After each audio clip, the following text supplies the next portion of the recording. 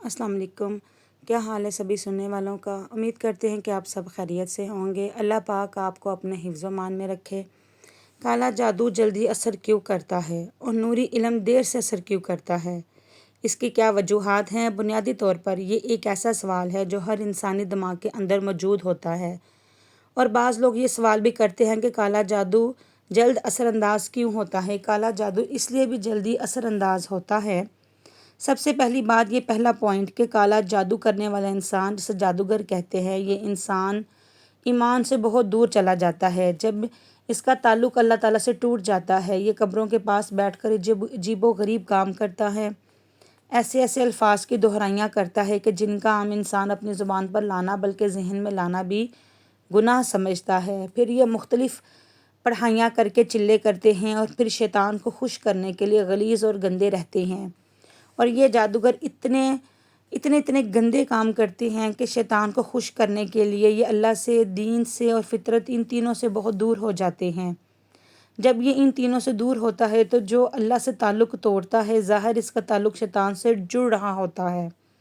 بعض دفعہ یوں ہوتا ہے کہ اس کے چلے کی ریاضت کی مدت ہوتی ہے اور وہ پوری ہوتی ہے تو شیاطین اپنے چیلوں کو بھیج دیتے ہیں جو ان جادوگروں کی مدد کرتا ہے، لیکن ان کی مدد کے لیے وہ اپنی بھی کچھ ڈیمانڈز رکھتے ہیں، جو ان کا ایک ایگریمنٹ ہوتا ہے جسے معاہدہ بھی کہتے ہیں، اور جو وہ شرائط رکھتے ہیں وہ بالکل اسلام کے خلاف ہوتی ہیں، بلکہ دین اور اللہ کے خلاف ہوتی ہیں۔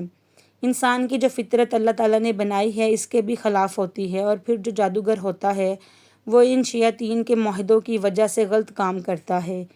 ان کاموں میں وہ نہایت نجس رہتا ہے، ناپاک رہتا ہے، ناپاک چیزیں کھاتا ہے، جسم کو مستقل گندگی کا حصہ بنا لیتا ہے۔ تو پھر شیاطین کام کرنے میں اس کی معاونت کرتے ہیں، اس کی مدد کرتے ہیں، کیونکہ وہ بندہ شیاطین سے جڑ جاتا ہے۔ ان لوگوں کے پاس زیادہ تر ایسے کیسز آتے ہیں جو نفرت سے جڑے ہوں، یعنی بھلائی نہیں بلکہ برائی سے جڑے ہوئے کیسز آتے ہیں، جیسے میاں بیوی کے درمیان طلاق کروا دینا، بھائیوں کے درمیان نفرت پیدا کروا دینا، خاندان کو تباہ کروا دینا، کسی کے کاروبار کو ٹھپ کروا دینا۔ اس طرح کیسز ان کے پاس آتے ہیں۔ 90 سے 95% کیسز اس طرح کے ہوتے ہیں۔ باقی کے 5 کیسز جو ناواقف ہوتے ہیں انہیں پتہ نہیں ہوتا ان کے پاس چلے آتے ہیں۔ اب شیاطین اس کی معاونت کر رہے ہیں، شیاطین اپنے غلام کا خیال رکھتے ہیں۔ ان کا اصل مقصد جو ہوتا ہے وہ ہے اس کا اللہ سے تعلق ختم کروانا۔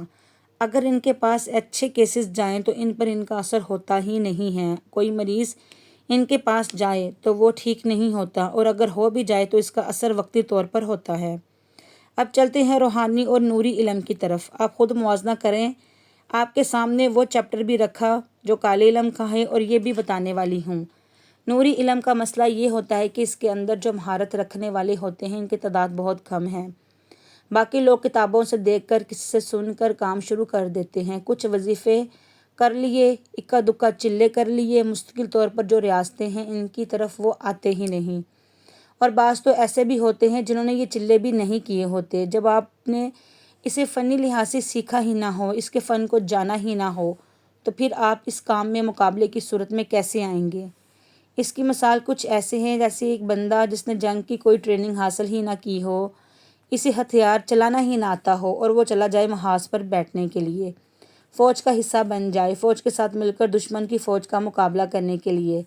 خود اس نے زندگی میں کبھی گن چلائی نہ ہو۔ اب محاذ پر بیٹھنے کے لیے آپ کو کم از کم اتنا تو آنا چاہیے کہ آپ اپنا دفاع کر سکیں، سامنے والے پر اٹیک بھی کر سکیں۔ ٹھیک اسی طرح عملیات کی فیلڈ میں آپ کو صحیح معنوں میں آپ کو پڑھائی نہ آتی ہو، دشمن سے لڑتے وقت اپنا دفاع کرنا نہ آتا ہو، تو آپ کا علم کتنا اثر کرے گا؟ دوسرا پوائنٹ یہ ہے کہ ان کے تعداد میں اکثر ایسے ہوتے ہیں جو اپنی بات بھی ٹھیک سے ڈیلیور نہیں کر سکتے، سامنے والے کو نہیں بتا سکتے، سمجھا سکتے، جھوٹ بول بیٹھتے ہیں، گلا شکوہ کر بیٹھتے ہیں، غیبت کر بیٹھتے ہیں۔ آپ صلی اللہ علیہ وآلہ وسلم نے فرمایا کہ غیبت تو زنا سے بھی بڑا گناہ ہے۔ کسی کو تانے دے دیے، ہلاکت ہے ایسے آدمی کے لیے جو کسی کے عیب بیان کرے، تانا جوئی کرے۔ اب ایک کامل ہے جو جھوٹ بولے گا، غیبت کرے گا، تانا جوئی کرے گا، الزام لگائے گا، اب اس کی زبان میں کتنا اثر رہے گا؟ اس کی زبان میں اثر نہیں ہونا، مٹھاس نہیں ہونی، اثر نہیں ہونا۔ اب جب آپ ایسے بندے کے پاس جائیں گے تو آپ کیسے کہہ سکتے ہیں کہ نوری علم اثر انداز نہیں ہوتا؟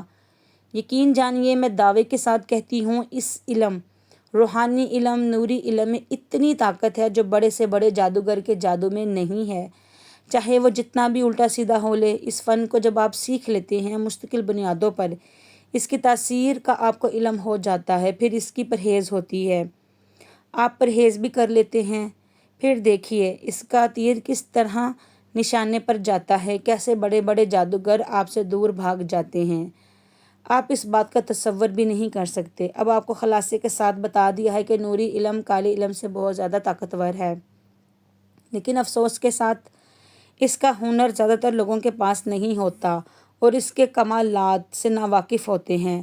لہٰذا اگر آپ پر کالا جادو ہے تو نوری علم کا سہارا لیں، اللہ آپ کو بڑی سے بڑی مشکل سے باہر نکال دے گا۔